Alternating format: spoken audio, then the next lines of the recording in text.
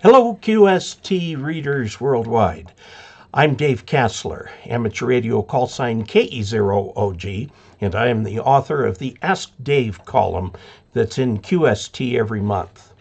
Now, in the April edition, I talked a little bit about making jumper cables.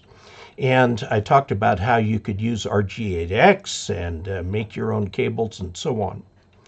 I just want to mention that there are other alternatives that might be a little more premium.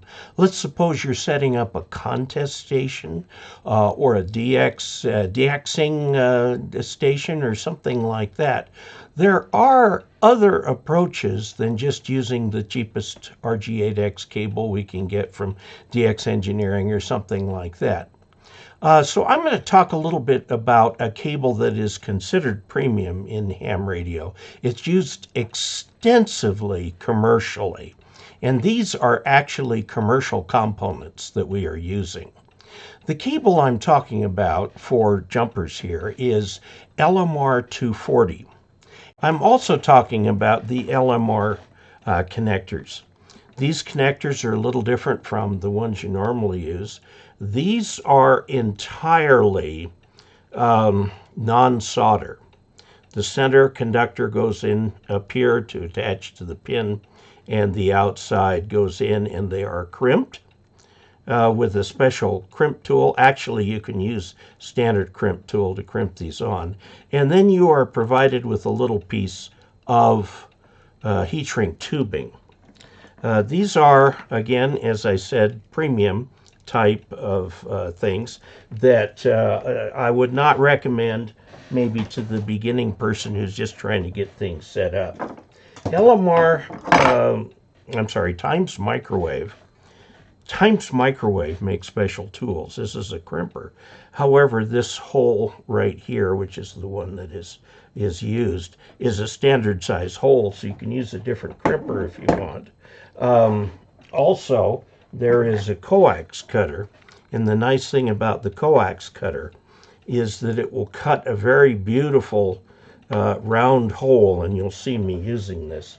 This, again, you can probably get in the aftermarket. It leaves a nice clean cut.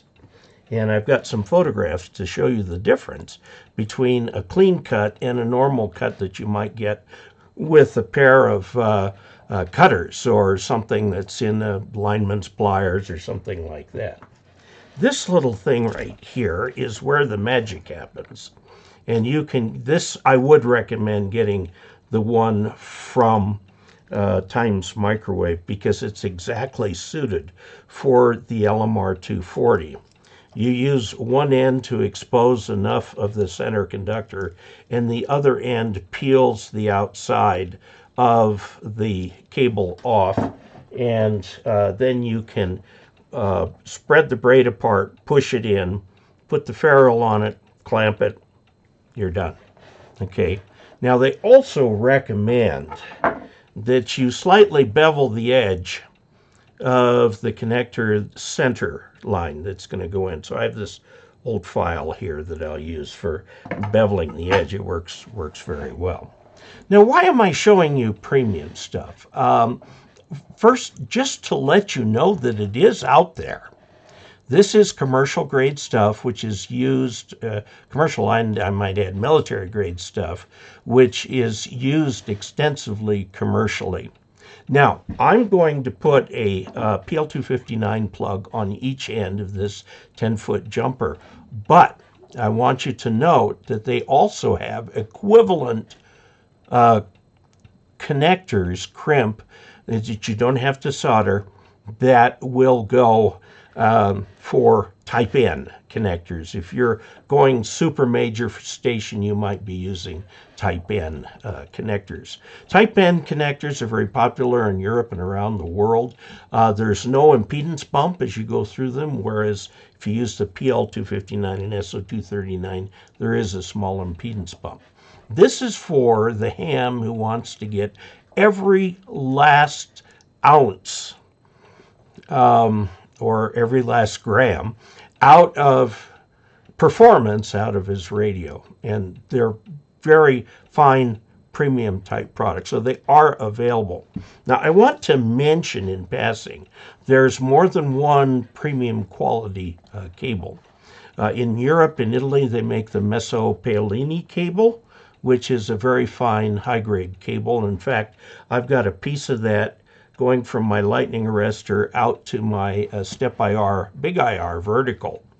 It was gifted to me by Brad Rich and 6GR, who's down in Alamogordo. Anyway, I just want to show you how this is done, and then we'll come back. We're going to make a 10-foot jumper cable out of LMR 240. This is premium cable, and it should come as no surprise that they also offer premium connectors. These connectors, as it turns out, are entirely solderless. It doesn't mean you don't need heat, however, because this portion right here is a piece of heat shrink tubing.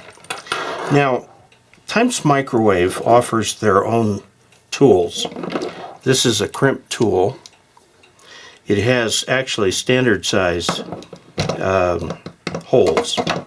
This is a coax cutting tool, and this is the tool that actually strips the coax for readiness to put on the connector. Now, in the connector package, we have the connector,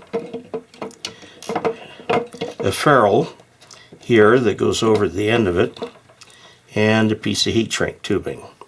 It looks like that couldn't possibly shrink that much, doesn't it? But it does. Now, I'm going to put the piece of heat shrink tubing over this first. Okay. We're going to put this here, straighten that out as much as we can because it's going to turn. We're going to go into this right here, pushing that down, put this in here.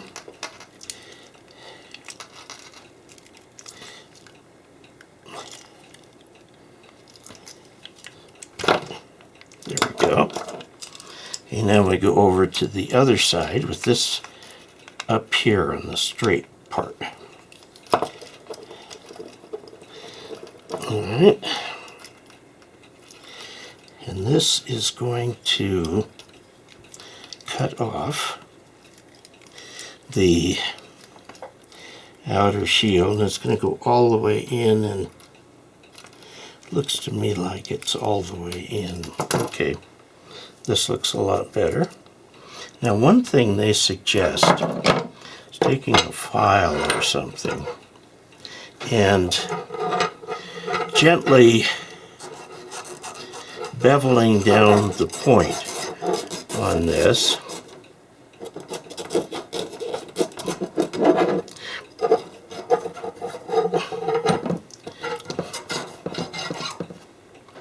So that it's just beveled a bit. And then we'll take this and we'll pull back on the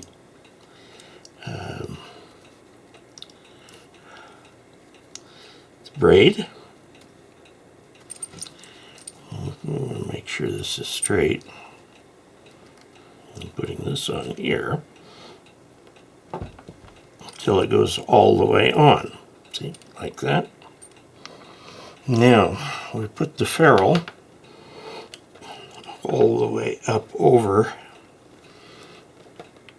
that, and we are going to now use these jaws to crimp, and we are supposed to crimp as close as we can to the actual connector. We don't crimp the connector.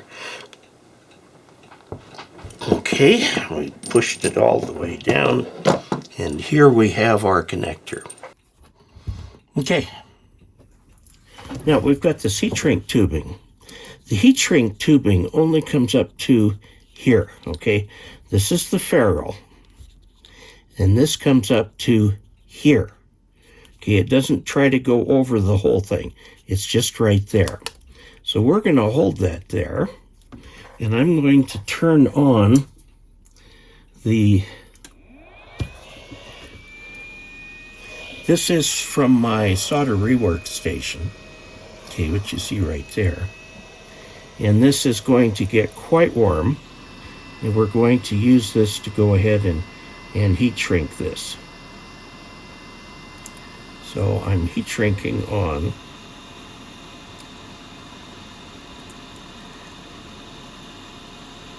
Don't need to hold it there anymore. It's amazing how much this heat shrink tubing shrinks.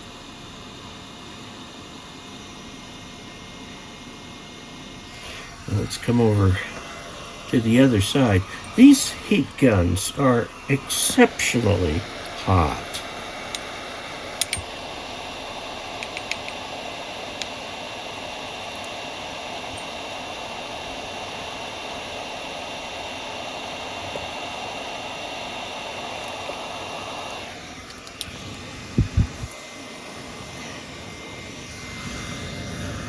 Be very careful not to touch that hot part.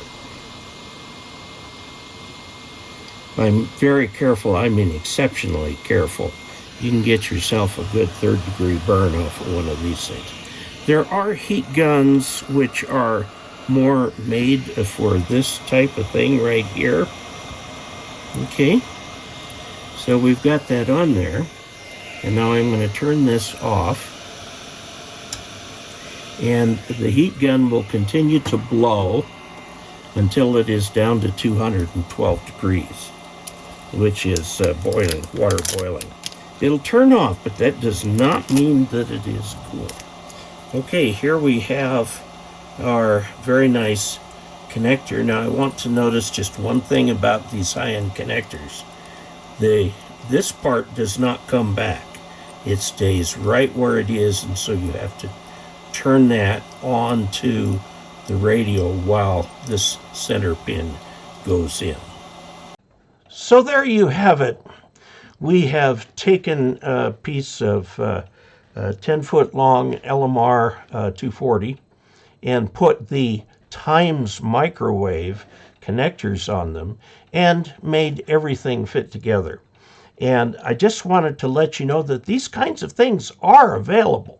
There is an upgrade path if you're going to do this. Now, normally I use RG8X, RG213. I have a couple of runs of LMR 400. I remember trying once to put one of these common connectors onto the LMR 400 and had a very hard time doing it.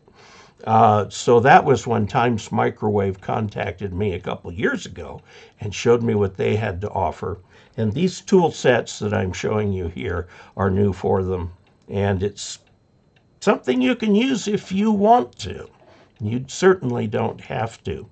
These are the things that you use when you want that last S unit or something like that for doing very difficult things like reaching very difficult DX countries or doing moon bounce or whatever, you know, something like that you can do.